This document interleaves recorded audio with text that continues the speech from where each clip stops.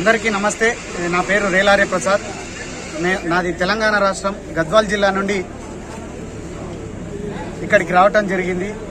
ఈ ఆదోని ప్రాంతంలో, ముఖ్యంగా రాయలసీమ ప్రాంతంలో ఏపీలో 40 లక్షల మందికి పైగా బోయలు ఉన్నా కానీ 60 ఏళ్లుగా ఇక్కడున్నటువంటి గుత్తాధిపత్యం కోసం, ఇక్కడున్నటువంటి వాళ్ళ ఓట్ల కోసం కొన్ని కులాలు ఈ బోయలు గిట్ల పైకొస్తే మా ఆటలు సాగవనే ఉద్దేశంతో 60 ఏళ్ల క్రితం ఎస్టీలుగా ఉన్న బోయల్ని తీసుకుపోయి బీసీలలో వేసింది.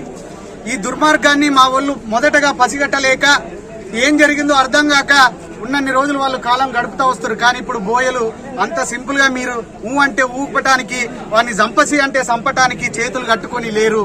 అప్పట్లాగా చాలా మంది చదువుకుంటున్నారు, చాలా మంది ఉద్యోగాలుగా ముందుకొస్తున్నారు.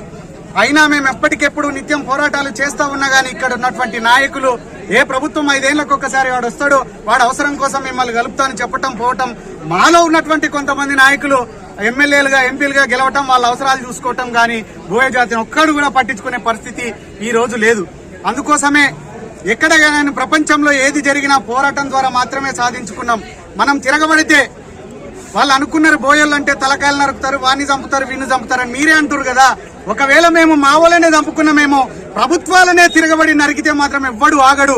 ఆ విషయం ఇప్పటికీ ఏ రాజ్యం గుర్తించట్లేదు. అందుకోసం మమ్మల్ని చాలా తక్కువ అంచనా వేస్తురేమో అనే ఉద్దేశంతో, పిడికెడు మంది అనుకుంటుందా గద్దెను ఏలే రాజ్యము, ఇచ్చిన మాట దప్పుకుంట బోయలకు చేచెను మోసము, చిచ్చులు పెట్టి విడగొడుతుందా స్వార్థం కోసం రాజ్యము, గద్దెను కూల్చే బలముందన్న మాటను మరిచిందా కులము, అరే ఓట్లకు సీట్లకు అమ్ముడు పోతే ఎస్టీ హోదా ఎట్లా వస్తది, మనలో మనమే ఐక్యత వీడితే బోయల బలము ఎట్లా తెలుస్తది, అరే బోయల గుంపులు ఏకమౌదము, నాయకుల నిలదీసి అడుగుదాం, ఇయ్యకుంటే మన సత్తా చూపుదాం, పోరాటంలో వీరులౌదము, లే బోయన్న తిరగబడేటి సమయమెదిగిరా, లే బోయన్న సింహమోలే గర్జించి దూకరా, లే బోయన్న బానిస బతుకులు వీడుదామురా, లే బోయన్న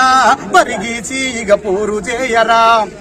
కొత్తగేమి మేము అడుగుతున్నామా, మీ ఇంట్లో సొమ్ము గుంజుతున్నామా, ఏళ్ల కింద తాతల త్యాగాలు ఒరిగిన వీరుల నెత్తుటి మడుగులు, వేల కొలదిగా పుస్తెలు దిగిన ఆడబిడ్డల చీకటి చరిత, నమ్మిన మాటకు ప్రాణాలిడిచి చంపుకున్న మా మూర్ఖపు ఘనత, అరే సొమ్ము చేసుకొని కొందరు గులికిరి, సొమ్ము చేసుకొని కొందరు గులికిరి, అమ్ముకుంటనట్టేట ముంచిరి, ఎస్టీలున్న మమ్ముల మార్చిరి, రిజర్వేషన్ల దూరం చేసిరి, అందుకే లే బోయన్న తిరగబడేటి సమయమేదిరా, లే బోయన్న సింహమోలే గర్జించి దూకరా.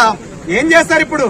ఎన్నికలప్పుడు గుర్తుకొస్తాము, గెలిచినాక మీ గడప దాటము, ఓటు బ్యాంకుగానే గనపడతాం, పల్లకి మోసే మోయలమైతాం, రాత్రికి రాత్రే బిల్లులు అమలు. ఈ దేశంలో 10% లేనోళ్లకు రాత్రికి రాత్రి ఈడబ్ల్యూఎస్ పేరుతోటి బిల్లులు అమలైతాయి గాని అదే పార్టీలో మిగతా పార్టీలో ఉన్న వాళ్ళు ఎవ్వరు అడగరు. ఎందుకంటే వాళ్ళకి అందరు కావాలట. మరి 40 లక్షల మంది ఉన్న బోయల ఓట్లు మీకు కావాలన్న వద్దా? రాత్రికి రాత్రే బిల్లులు అమలు, రాజ్యం చేసే అసలు కుట్రలు, డోరు మీద పని కొన్ని పార్టీలు, చూసి అడగని మన నాయకులు, అరే మన హక్కులకై గొంతులేపండి, పార్టీ జెండా పాతరేయండి, వాల్మీకి జెండా ఎత్తి పట్టండి, బోయల దమ్మును చూపించండి, లే బోయన్న తిరగబడేటి సమయమేదిరా, లే బోయన్న సింహమోలే